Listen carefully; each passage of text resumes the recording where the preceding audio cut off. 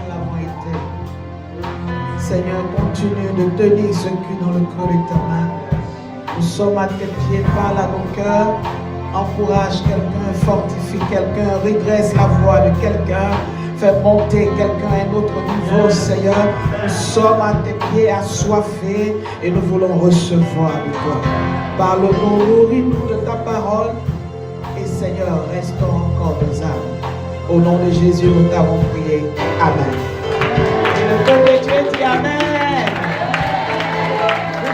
Que Dieu vous bénisse, vous pouvez vous asseoir. On peut s'asseoir dans la présence de Dieu. Est-ce que tout le monde va bien? Amen. Gloire au Seigneur. Et donc on va prendre nos Bibles dans le livre de Marc, le chapitre 2, du verset 1 au verset 12. Marc chapitre 2, le verset 1 au verset 12. Amen. Je lis la parole. Marc chapitre 2. Quelques jours après, Jésus revint à Capernaum. On apprit qu'il était à la maison. Et il s'assembla un si grand nombre de personnes que l'espace devant la porte ne pouvait plus contenir. Il leur annonçait la parole. Des gens vinrent à lui, amenant un paralytique porté par 4 hommes. Comme ils ne pouvaient plus l'aborder, à cause de la foule, ils découvrirent le toit de la maison où il était. Et ils descendirent par cette ouverture le lit sur lequel le paralytique était couché. Jésus, voyant leur foi, dit au paralytique, « Mon enfant, tes péchés sont pardonnés. » Et il y avait là quelques scribes qui étaient assis et qui se disaient au-dedans d'eux, « Comment cet homme parle-t-il ainsi? Il blasphème. Qui peut pardonner les péchés si ce n'est Dieu seul? » Jésus, ayant aussitôt connu par son esprit ce qu'ils pensaient au-dedans d'eux, leur dit, « Pourquoi avez-vous de telles pensées dans vos cœurs? Lequel est le plus aisé, de dire au paralytique, tes péchés sont pardonnés, ou de dire, lève-toi, prends ton lit et marche? Or, afin que vous sachiez que le Fils de l'homme a sur la terre le pouvoir de pardonner les péchés, je te l'ordonne, dit-il au paralytique, lève-toi, prends ton lit et va dans ta maison. Amen. Au verset 12, et à l'instant il se leva, prit son lit et sortit en présence de tout le monde, de sorte qu'ils étaient tous dans l'étonnement et glorifiaient Dieu, disant, nous n'avons jamais rien vu de pareil. Amen. On va nous asseoir dans la présence de Dieu. Amen. Et donc la Bible ici parle de l'histoire d'un homme qui était paralysé. Amen. Et Jésus-Christ, le verset commence par quelques jours, Jésus revint à Capernaum. C'est-à-dire il était déjà passé à Capernaum parce que Jésus visitait les villes et les villages. Et il était passé par Capernaum, il avait déjà fait des miracles. Et donc en temps normal, il était censé continuer dans d'autres villes. Mais la Bible dit qu'il revint à Capernaum, comme s'il y avait un dossier qui n'était pas encore géré. Est-ce que je parle à quelqu'un? Il est parti, d'autres villes l'attendent, mais il revient à Capernaum. Et quand il revient à Capernaum, la Bible dit que les gens entendent que Jésus est là. Or, tout le monde sait que Jésus fait des miracles. Donc chacun a bipé son frère, chacun a posté sur Instagram, a posté sur Facebook, Jésus est là, il a à telle adresse. Alors tout le monde s'est mis à courir, les gens sont arrivés et la maison était pleine. Et entre-temps, les amis ou parents, parce que la Bible ne précise pas la relation qui existait entre cet homme et les 4 qui l'ont transporté. Mais la Bible dit que quand ils ont su que Jésus était là-bas, ils se sont pas posé des questions, est-ce que Jésus peut guérir leur ami ou frère? Ils se sont dit, il est capable. Tout ce que Dieu attend de nous, c'est de se présenter. Amen. Et la Bible dit, les 4 ont soulevé leurs malades. Et ils sont allés jusqu'à l'endroit où il y avait Jésus. Et pour ceux qui me suivent en ligne, je fais un enseignement sur le ministère. C'est-à-dire pour pouvoir transporter à 4, il faut aller dans la même direction, maintenir le malade au même niveau et s'arrêter au même niveau. Amen. Je parle à quelqu'un. Donc quand il y a une double vitesse dans la vision, le malade tombe. Et il ne veut plus remonter sur le lit. Donc, si tu veux cette interprétation, va sur mon YouTube, tu vas trouver. Mais ce matin, nous sommes dans une autre interprétation vitesse. Amen. La Bible, ils ont pris les 4 malades, ils sont arrivés. Et pendant qu'ils arrivent dans tout l'espoir, sûrement le malade leur disait, mais Est-ce qu'on est arrivé? Non, pas encore. Est-ce qu'on est arrivé? Et ils voient la maison de loin. Oh! On est arrivé, mais apparemment les voitures sont garées. Jésus est encore là. Est-ce que je parle à quelqu'un? Ah, mais on se rend compte que il y a une foule là-bas. Jésus est là. Et alors, ils peuvent voir sûrement les hôtesses. Jésus est là. Ils ont cette assurance que Jésus est là. Mais la Bible déclare que quand ils approchent la porte de la maison est remplie. Les gens sont à la porte. Ils ont sûrement essayé de négocier pour rentrer. Mais ceux qui sont arrivés avant leur ont dit, nous aussi on vient de loin. On ne peut pas céder la place. Peut-être qu'eux, ils avaient simplement le bras qui fait mal ou l'œil qui fait mal. Et le cas de cet homme était désespéré. Mais face aux besoins, chacun pour soi. Amen. Et la suite pour tous. Je parle à quelqu'un? Et personne n'a voulu laisser les 4 hommes aider le malade. Il n'y avait aucune compassion. C'est pourquoi je veux dire à quelqu'un sûrement qui est dans cette salle, écoute-moi bien. Les hommes peuvent être des amis. Les hommes peuvent te donner des conseils. Les hommes peuvent te donner l'impression qu'ils prennent plus soin de toi que la Bible, que Dieu. Mais écoute-moi, le jour où ils auront leurs besoins, tu ne seras pas leur priorité. Amen. Tu ne seras pas leur priorité. Ils vont chercher à résoudre leurs propres problèmes avant ton problème. C'est pourquoi je voulais te dire, il y a quelqu'un qui fera toujours de toi la priorité, c'est celui qui est à l'intérieur de la maison. Amen. Et dans la Bible dit, quand ils ont essayé de négocier, de rentrer dans la maison, personne ne voulait les laisser rentrer. Imaginez, vous êtes plein d'espoir en vous disant que votre malade va être guéri. Et vous arrivez, la porte est remplie. Personne ne veut vous laisser rentrer. Il y a un sentiment de déception. Mais après tout ce chemin parcouru, je fais comment? Je n'ai pas pu voir Jésus. J'ai l'impression d'être arrivé en retard. J'aurais dû me lever plus tôt. J'aurais dû faire ceci, dû faire cela. Mais la Bible déclare que quand ils ont vu cet obstacle, ils se sont dit, ce n'est pas parce qu'il y a des obstacles, ce n'est pas parce que la maison est pleine que Jésus n'est plus là. Parce que tant que Jésus est là, il y a solution. Est-ce qu'on se parle? Tant que Jésus est encore dans la maison, c'est vraiment qu'ils ont demandé aux gens, est-ce qu'il est encore à l'intérieur? On dit oui. Et quand ils ont eu la certitude que Jésus est à l'intérieur et que toutes les portes étaient fermées, ils se sont dit, on ne peut pas attendre. Nous allons ouvrir le toit. Et nous allons faire descendre notre malade. Amen. Parce que nous croyons que même si d'autres nous ont dévancés, nous pouvons les dévancer. Amen. Il va te choquer ce matin. Est-ce que tu es prêt avec moi? On a établi le décor. Tu es prêt? Amen. On peut démarrer? Amen. Okay. La Bible dit, quand ils sont arrivés, tout était rempli. Il n'y avait pas de place. Tout leur disait qu'ils n'allaient pas recevoir. Mais la Bible déclare qu'à la fin de l'histoire, ils ont reçu le miracle. C'est pourquoi je voulais te dire, les obstacles ne sont pas un signe que Dieu n'est plus là. Amen. La méchanceté d'un ami n'est pas un signe que Dieu t'a abandonné. C'est pas parce que quelqu'un a été béni avant toi que ça veut dire que ton tour n'est pas arrivé. Amen. Non. Les obstacles font partie du décor qui prépare le grand miracle. Je peux te parler? Ils sont arrivés, mais tout était rempli. Sûrement Satan a commencé à leur dire, c'est trop tard. Vous auriez dû faire, vous auriez dû faire. La Bible dit qu'il est accusateur. Il y a sûrement des personnes dans ces salles ce matin. Satan t'accuse en disant que la vie que tu as, ce que tu traverses, c'est parce que tu as mal fait ça, tu as mal fait ceci. Mais je voulais te dire, parce que tu as accepté de faire le trajet pour venir jusqu'à Jésus, tu ne retourneras pas bredouille. Tu ne retourneras pas bredouille. Parce qu'il a vu ta foi. Vous savez, une chose est de marcher, mais une autre est de transporter quelqu'un.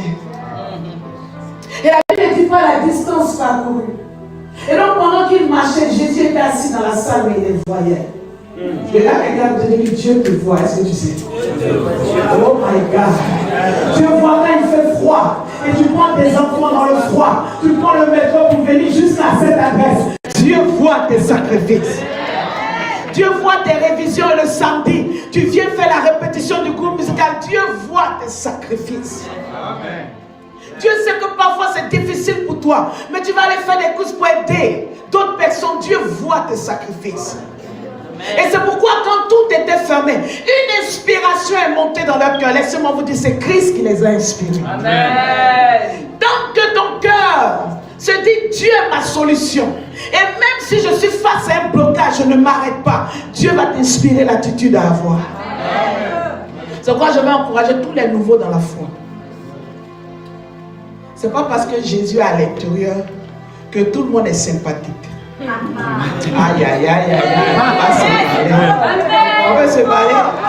On peut doser.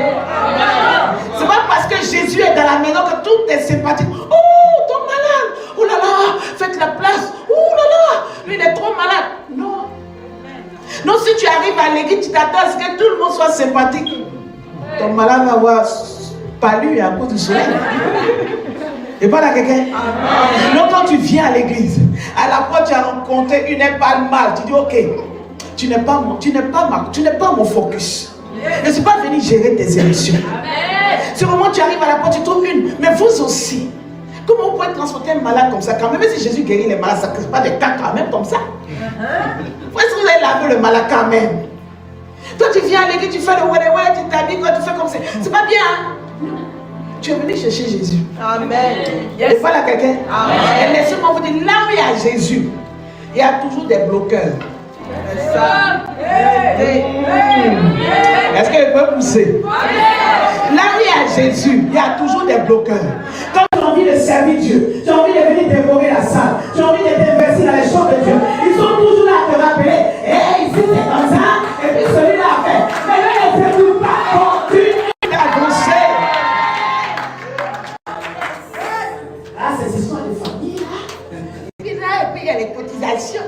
Tu vas chez Bas, tu dépenses 35 euros.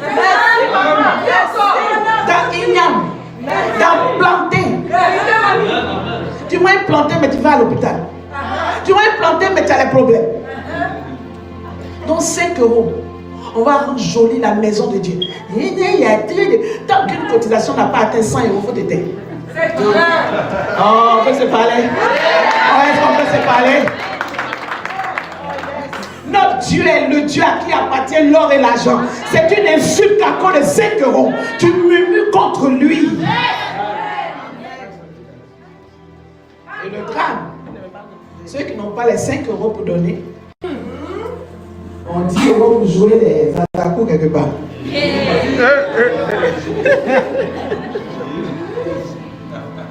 On se parle. Je vous en supplie par les compassions de Dieu. Quand ils sont arrivés, avec tout leur engouement, ils rencontrent des gens qui leur disent on ne vous laisse pas la place. Ils auraient pu être contaminés par la tristesse. Ils auraient pu être contaminés par le découragement. Mais ils ont dit on est anesthésié contre ça. On refuse que l'attitude des personnes nous porte. Change notre détermination. Je vous dis ce matin, pendant que nous sommes en train d'aller vers la fin de la première moitié de l'année, tu prennes l'engagement que personne ne doit affecter ton engouement. Amen. Si tu le fais pour le Seigneur, il est celui-là qui va te guérir en premier. Oh, est-ce qu'on se passe ce matin? Si tu le fais pour le Seigneur, n'écoute pas les personnes qui veulent te contaminer négativement. Ah, donc toi tu es arrivé à Lille pour mettre l'église sur ta tête. Parce que quand je mets l'église sur la tête, en fait, je mets Dieu sur ma tête. Amen. Et tant que Dieu est sur ma tête, je suis à l'abri de... Je suis à l'abri tout puissant. Je préfère mettre Dieu sur la tête que d'aller dormir à l'hôpital. Parce que Dieu est un accélérateur de bénédiction. Amen. Donc si ce matin, dans cette église, on t'a dit que tu as mis l'église sur ta tête, tu es béni. Acclame le Seigneur pour toi.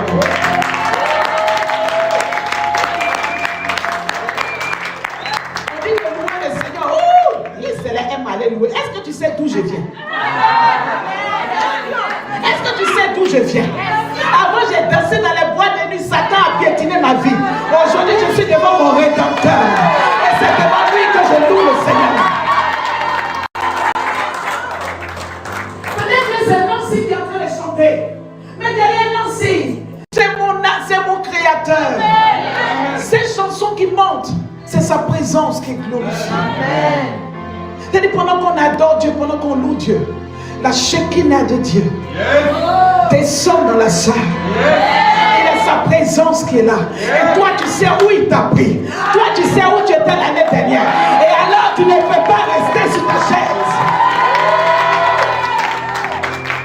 Quand regarde quelqu'un à côté de lui, tu ne peux pas me comprendre. Parce que si je t'explique tout, tu vas dire, ah, je comprends. Parce que si je t'explique tout, tu vas me dire, mais pourquoi depuis le métro, je vais commencer à danser? Maman Cynthia, si on explique tout, venez dans le métro, on va commencer à danser. On va dans le Zoom en train de danser. Il y a des personnes qui sont dit, c'est pas Dieu. La sorcellerie a fini à toi depuis.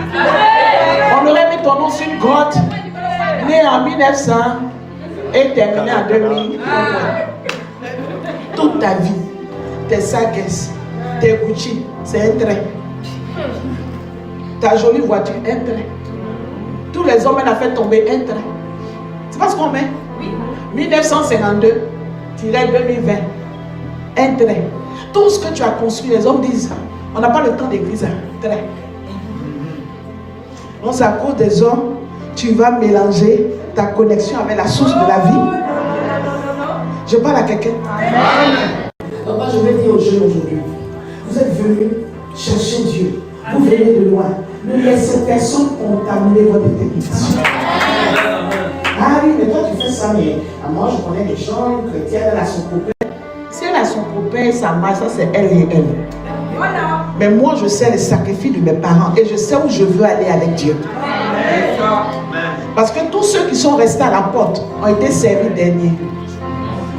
Vous avez lu l'histoire? La Bible dit, quand ils n'ont pas laissé leur détermination être affectée, ils sont allés ouvrir le toit. Est-ce qu'ils ont demandé à qui appartient la maison? Il dit, si Jésus est dedans, il s'occupe de la facture. Oh, est-ce qu'il parle à quelqu'un? Quand Jésus est là, il s'occupe des détails. Quand Jésus est là, il s'occupe de la facture. Obéis à Dieu. Jésus s'occupe de la facture. La Bible, ils ont ouvert. Quand ils ont ouvert, ils ont fait descendre le malade. Jésus n'a pas dit, hé, vous êtes arrivé à quelle heure? Vous avez ticket numéro combien?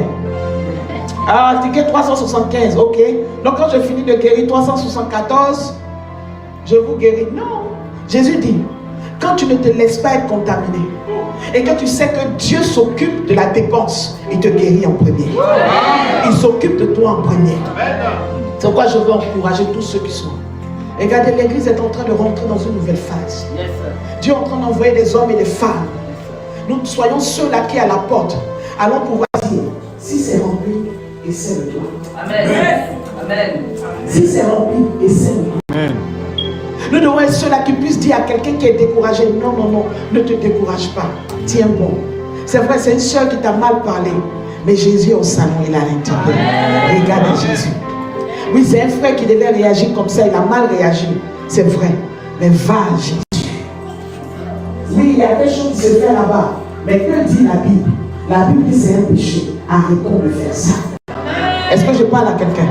La Bible dit ils ont ouvert le toit. Quand ils ont ouvert le toit, ils ont fait descendre le malade au pied de Jésus.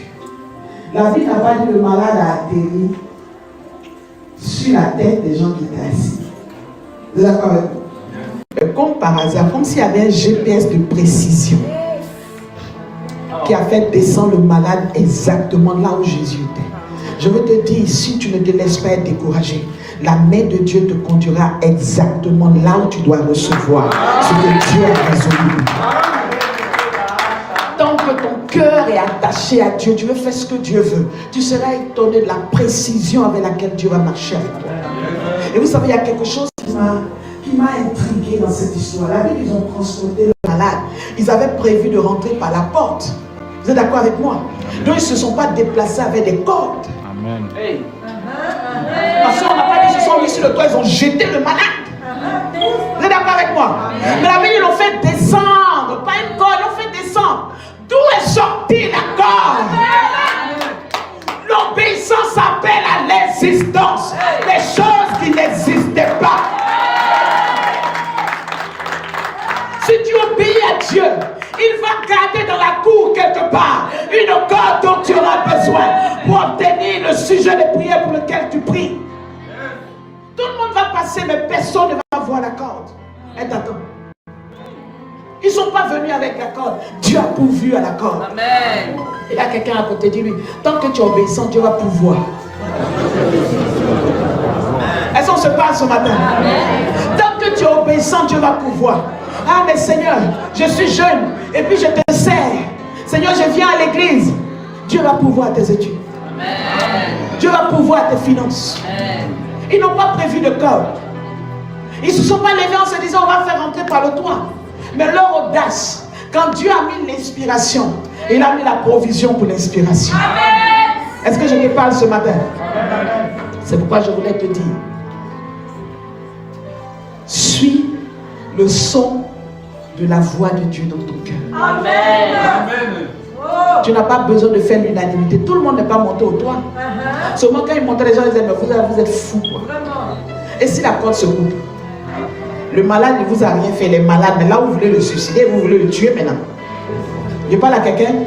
Maintenant vous-même, en envoyant le malade, 4 personnes sur le toit, et si le toit se casse. Vous savez, quand vous êtes en train d'être près de votre bénédiction, Satan vous parle.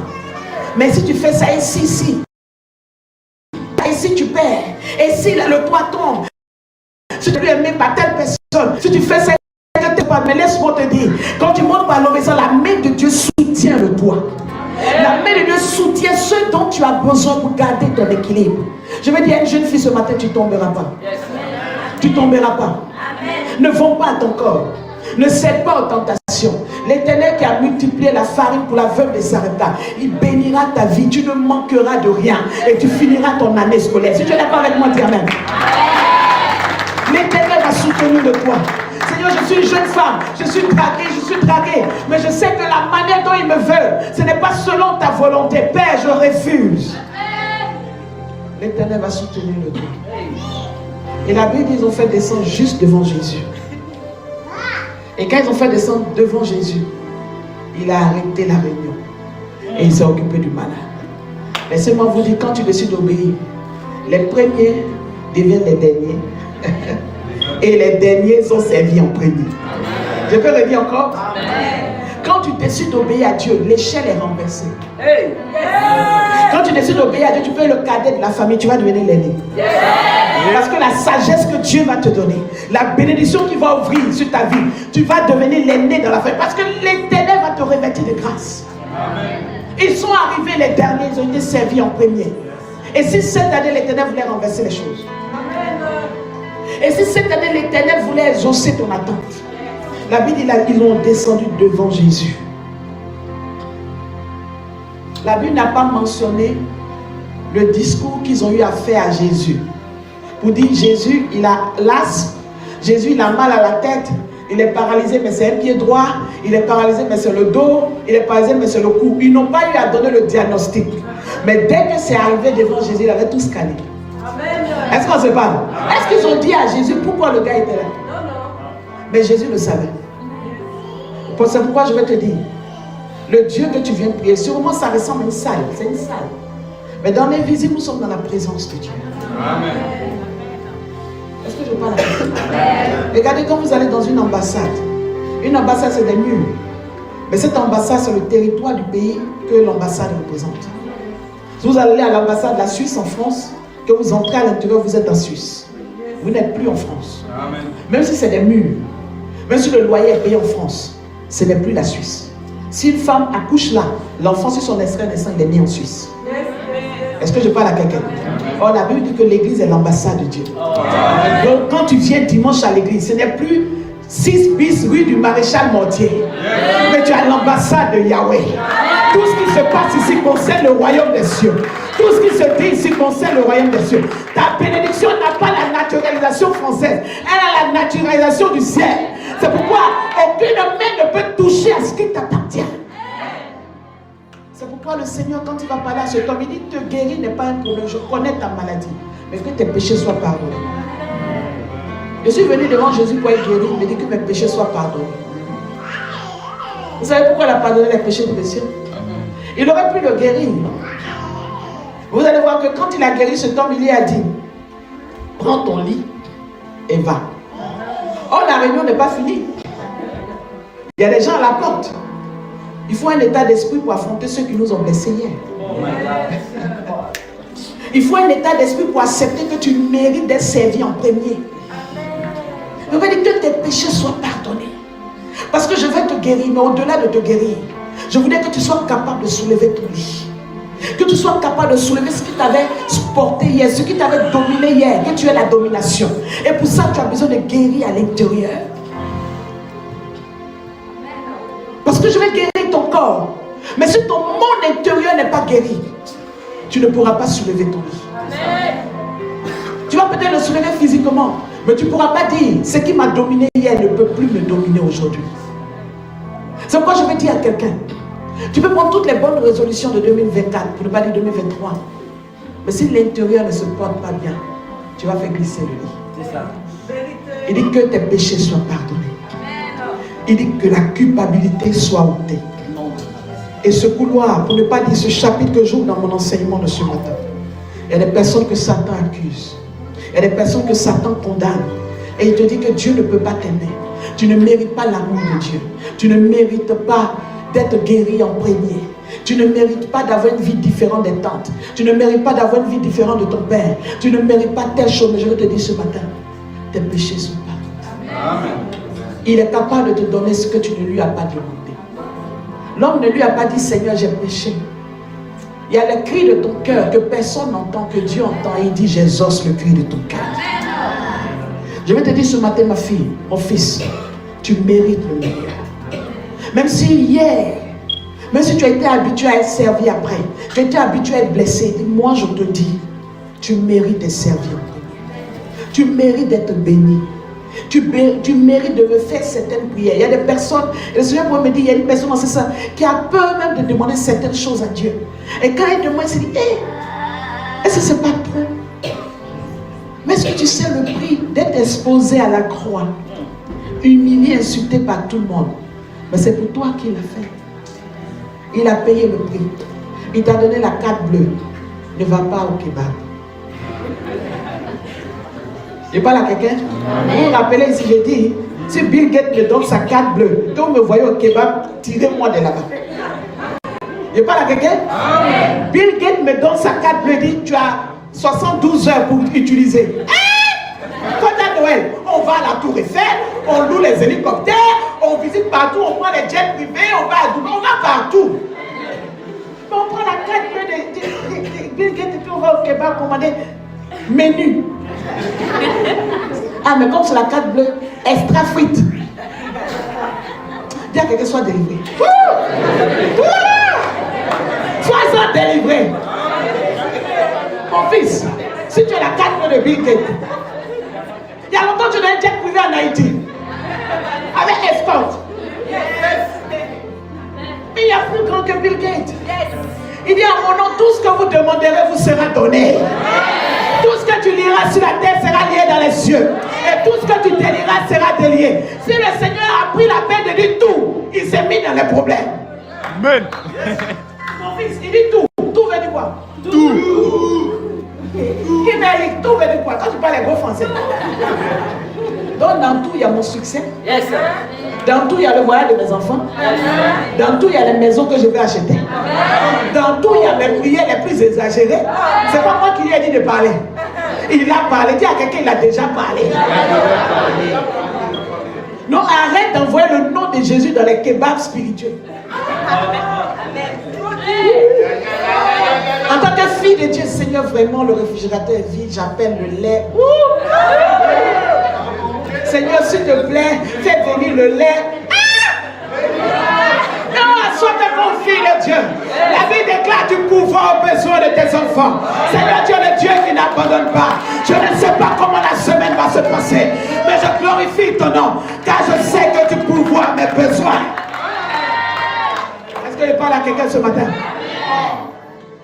Que tes péchés soient pardonnés. Que ta mentalité soit transformée. Et prends ton lit et sors. Je vais m'arrêter là.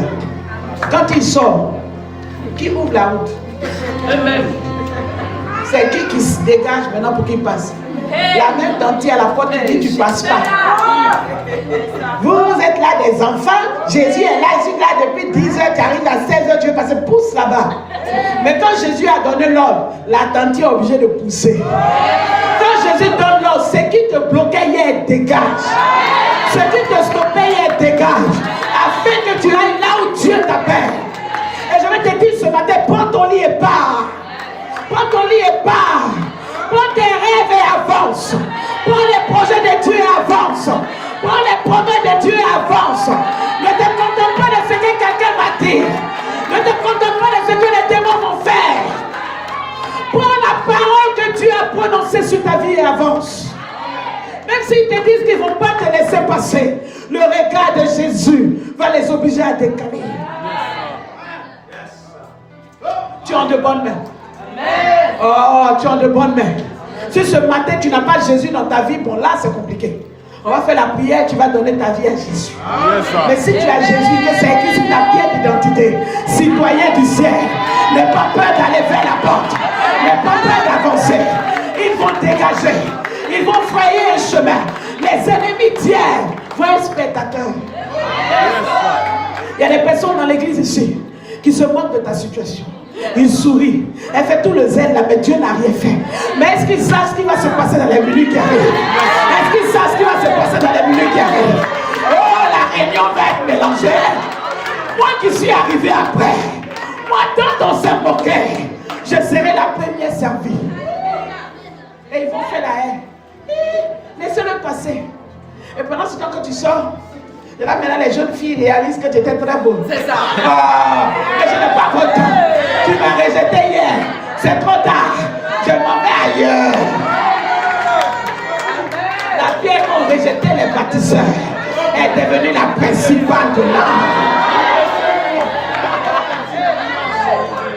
On a dit des langues, parce qu'à langue, dans les deux côtés, on voit. Est-ce qu'on parle à quelqu'un? Il dit la pierre qu'ont rejeté les bâtisseurs est la principale de l'angle. Il dit l'angle parce que quand tu es à gauche, tu vois l'angle. Quand tu es à droite, tu vois l'angle. Ta victoire sera vue par quiconque. Et il dit à l'angle parce qu'à l'angle, les chemins se croisent. Mais si quelqu'un voulait faire sembler, il est obligé de passer là pour voir. Je veux dire à tous celles qui, dans cette église, avaient fait le sacrifice de rester intègre selon la parole de Dieu, à refuser les découragements, les paroles. Je proclame que cette année ne s'achève point. Vous sortez par la porte, vous soulevez vos lits, vous avancez en victoire, vous concrétisez les pronostics. Je déclare la faveur de Dieu. Je veux proclamer sur tous les hommes de cette église. Tout ce qui avait été dit sur vous, que vous soyez jeune, que vous soyez homme, tout ce qui avait été dit, les voix qui disaient que vous avez échoué, que vous avez transporté le malade, mais vous n'allez pas réussir. Oui, tu as fait les études, mais c'est compliqué, tu n'auras pas ton examen. Oh, la porte est remplie, tu as mal fait, tu aurais dû. Mais laisse-moi te dire, le temps où tu es le bon temps. Parce qu'en réalité, c'est toi que Jésus attendait. Regardez après ça, vous allez voir le verset 13, la Bible dit Jésus sortit. Il était venu pour les messieurs. Je vais dire aux hommes, Jésus est là pour vous. Il est revenu à Capernaum pour toi. Il a permis ce culte pour toi. Ne laisse pas les culpabilités t'éteindre. Ne laisse pas les échecs te détruire. Ne laisse pas les pensées de diable t'arrêter. Le Seigneur dit, il y a quelque chose de meilleur pour toi. My God. Il revint à Capernaum et il sortit. Amen. Il est revenu pour toi. Yes, sir. Je reçois. Et c'est ce culte de dimanche. Et là, vous voyez. Oh my God. Amen. Pendant que tu prends la décision de monter sur le toit, Satan te dit, mais il n'y a pas de code. C'est insensé. Mais Dieu dit, ma fille, puisque tu ne veux pas attendre, tu ne veux pas suivre ce que la société veut t'imposer, tu ne veux pas suivre ce que la réalité veut t'imposer, je rentre dans la réalité, je produis ce qu'il faut pour avancer. Je parle à quelqu'un ce matin, on va se tenir debout là où nous sommes. My God, il faut qu'on arrête là. Est-ce que tu as été béni ce matin? Si tu as été béni, donne un bon amen. Amen. Si ce matin, tu tu n'as pas fait la paix avec le Seigneur. De la même manière que quand cet homme est arrivé, Jésus ne lui a pas demandé combien de cigarettes il a fumé. Jésus ne lui a pas demandé combien de copines ou combien de copains il a eu. Jésus ne lui a pas demandé c'est quoi son compte bancaire. Jésus n'était pas impressionné par ses finances. Il ne lui a même pas demandé son nom de famille. Pour dire que Jésus le demande pour demain avoir des entrées dans sa famille. Dieu n'attend rien en retour. Tout ce qu'il veut, c'est que ce qui était plus fort que toi hier, tu domines cela. Et ce matin, quel que soit ton état, quelle que soit ta situation, si tu étais tenu par des culpabilités, si tu n'étais pas sûr que ce matin, si tu meurs, tu pars au ciel. Parce que la beauté de la religion chrétienne, c'est la certitude avant l'embarquement. Amen. Yes, amen, amen, amen. Parce qu'il y a des gens qui peuvent avoir le visa bloqué à la douane. Mais quand tu as la nationalité, tu n'as pas peur de la douane. Yes. C'est pourquoi nous devenons citoyens du ciel avant de partir. Amen. Je sais ce matin que si je perds le souffle de vie, je vais au ciel. Amen. Tout ce que Roy aura à faire, c'est de rester fidèle. Et on se reverra pour aller danser là-bas. Nous avons cette certitude. Si tu n'as pas la certitude que si ce matin, ou cette nuit, ou ce matin, si tu ne t'es pas réveillé, tu n'as pas la certitude que tu seras au ciel, et tu veux faire la paix avec Jésus, tu peux avancer. Nous fermons les yeux, s'il vous plaît. Je sens une telle présence de Dieu. Dieu fait la paix avec Jésus. N'hésite pas, viens. Pour que tu passes de la carte de séjour à la naturalisation. Oh my God. Parle au Seigneur. N'écoute pas la voix qui te dit de rester en arrière. Ne l'écoute pas. Cette voix ne t'aime pas. Fais la paix avec Jésus. Et je vais te dire ce matin que tous les péchés que tu as pu faire, il t'a pardonné.